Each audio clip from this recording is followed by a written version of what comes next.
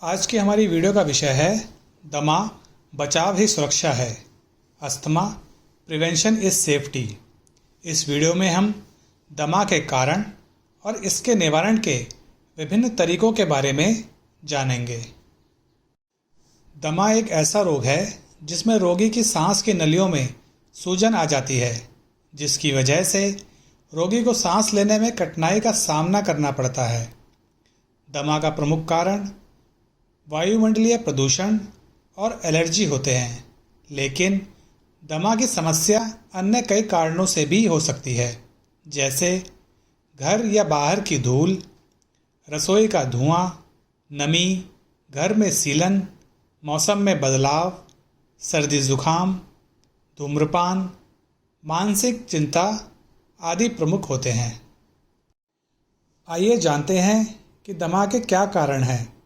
परिवार में अगर किसी सदस्य को दमा रहा हो तो दूसरे को दमा होने का खतरा होता है। इसके अलावा दमा की समस्या को बढ़ाने वाले 3 प्रमुख कारण होते हैं। पहला, घर के अंदर के कारण। दूसरा, घर के आसपास या बाहरी कारण। तीसरा, कुछ अन्य कारण। आइए अब इन्हें एक एक करके जानते हैं। अगर घर में या घर के आसपास अधिक धूल मिट्टी होती है तो उसमें उपस्थित हानिकारक कण दमा का कारण बन सकते हैं। साथ ही अगर आपने कोई जानवर पाला हुआ है तो जानवरों के शरीर पर उपस्थित एलर्जन भी दमा का कारण हो सकता है। पौधों के फूलों में पराग के कण पाए जाते हैं जो एलर्जी के प्रमुख कारक हैं। धूप के लंबे समय तक इस्तेमाल के कारण भी दमा हो सकता है। धूप और धूल के कणों का संपर्क फेफड़ों के साथ होने पर फेफड़ों में सूजन आ सकती है, जिससे सांस लेने में मुश्किलें आ जाती हैं। कुछ लोगों में कुछ खाद्य पदार्थों से एलर्जी या कुछ खाद्य पदार्थों के सेवन के कारण भी दमा की समस्या देखने को मिलती है। जैसे अनेक लोगों को मक्का, दही, चावल, ठंडा जल और आइसक्रीम आदि खाने से दमा की समस्या बढ़ जाती है। अन्य कारणों में बाहरी वातावरण में उपस्थित वायरस और जीवाणुओं का संक्रमण, कुछ दवाएं, तनाव से ग्रस्त रहना, मौसम में बदलाव आदि के कारण दमा की समस्या बढ़ जाती है। आइए जानते हैं कि दमा के क्या लक्षण होते हैं। जब दमा के बताए गए कारण मरीज के संपर्क में आते हैं तो दमा वाले मरीज की सांस की नलिकाएं संकुचित हो जाती हैं। सांस की नलिकाओं में लालिमा और सूजन आ जाती है और उसमें बलम बनने लगता है। इन सभी के कारण दमा के ये लक्षण पैदा होते हैं। सांस लेने में कठिनाई होने लगती है, जो दौरों के रूप में तकलीफ देती है। बहुत अधिक खांसी होने लगती है। खांसी रात में गंभीर हो जाती है। अक्सर जुकाम की शिकायत होने लगती है। अधिक कफ के कारण सांस लेते समय गले से सींटी जैसी आवाज़ें आने लगती हैं। सीने में कसाव और जकड़न महसूस होती है। दमा से बचने के लिए बचाव ही बेहतर है। मौसम परिवर्तन के समय सांस की तकलीफ बढ़ जाती है, इसलिए मौसम बदलने के 1 महीना पहले ही मौसम के अनुसार अपना ध्यान रखने के लिए सजग हो जाना चाहिए। इन्हेलर और दवाएं चिकित्सक विशेषज्ञ की सलाह के अनुसार ही लेनी चाहिए। किसी करीबी के कहने से अपने आप किसी भी दवाई के सेवन से बचना चाहिए। ऐसे कारक जिनकी वजह से सांस की तकलीफ बढ़ती है, उनसे बचकर रहना चाहिए। ऐसे खाद्य पदार्थ जिनके सेवन से सांस की परेशानी बढ़ती है, उनके सेवन से बचना चाहिए, जैसे दही, ठंडा पानी या पदार्थ, चावल आदि। दमा के रोगियों के बिस्तर की रोज अच्छे से सफाई होनी चाहिए ताकि उसमें धूल के कण ना रहें। व्यायाम करने से पहले कौन सा व्यायाम आपके लिए उपयुक्त है, इसके लिए चिकित्सक की सलाह अवश्य लें।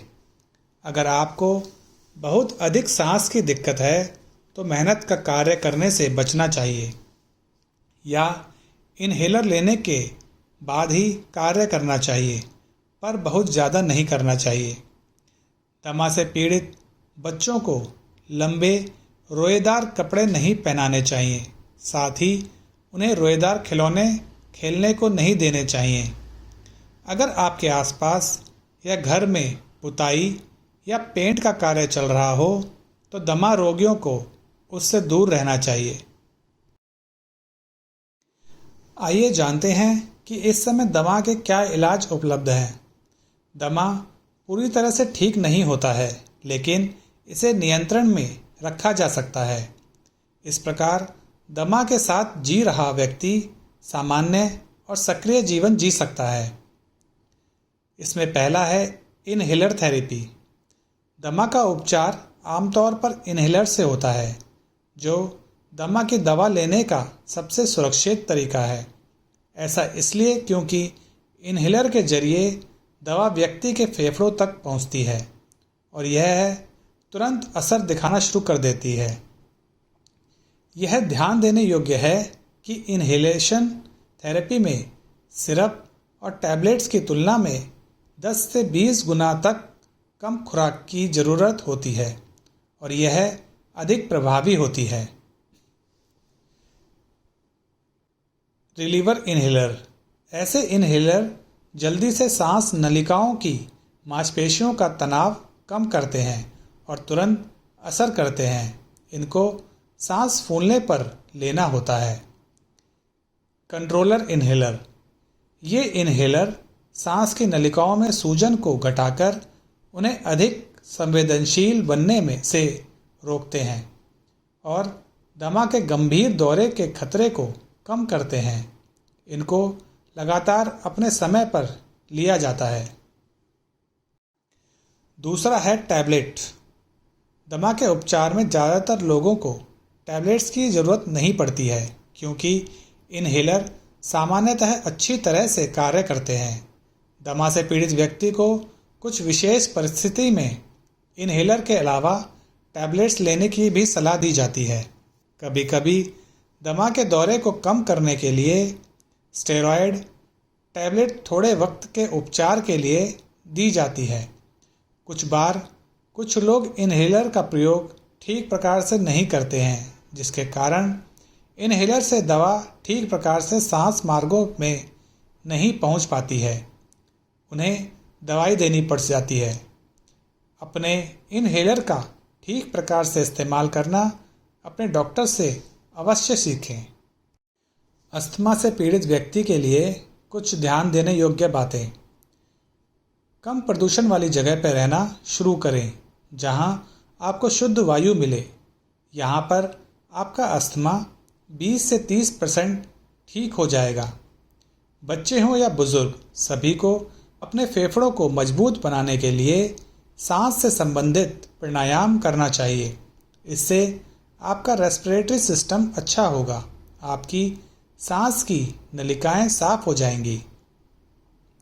बहुत से लोगों को दूध और दूध से बनी चीज़ों से अस्थमा होता है।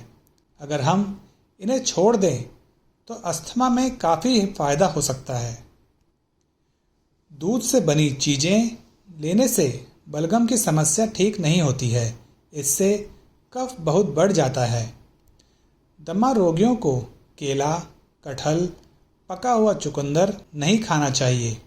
आप कच्चा चुकंदर खा सकते हैं। पके हुए चुकंदर से बहुत बलगम बनता है। रोज़ आपको शहद का सेवन करना चाहिए। इसका सेवन आपकी सेहत के लिए बहुत फ़ायदेमंद है, खासकर जिन्हें ज़्यादा बलगम की समस्या है। दमा की दवा हमेशा अपने पास रखें और कंट्रोलर इनहेलर हमेशा समय से लें।